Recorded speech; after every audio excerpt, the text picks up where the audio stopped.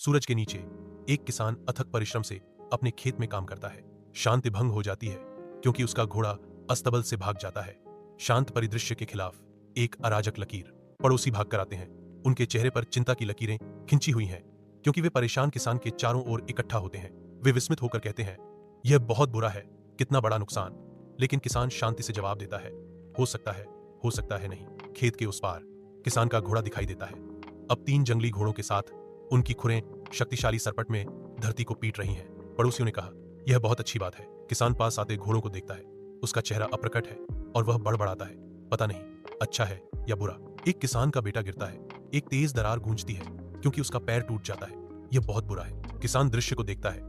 उसका चेहरा अप्रेडिबल है, पता नहीं अच्छा है या बुरा। पड़ोसी इकट्ठा होते हैं। उनके चेहरे चिंता से भरे हुए हैं क्योंकि वे स्थिति की गंभीरता का आकलन करते हैं। सेना के जवान गांव में घुसकर जबरदस्ती युवकों की भर्ती करने से गांव में अराजकता फैल गई। किसान का बेटा टूटी हुई टांग से बच गया।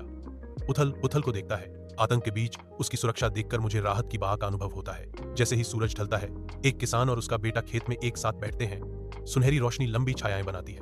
बेटा धीरे से बोलता है, उसकी आवाज नई समझ से भरी हुई है। अब मैं समझ गया पिताजी, मेरा पैर टूटना इतना बुरा नहीं था क्योंकि इसने मुझे युद्ध में जाने से बचा लिया। किसान ने सिर हिलाया। उसकी आंखों में जीवन भर का ज्ञान झलक रहा था। जीवन में सब कुछ एक कारण से होता है।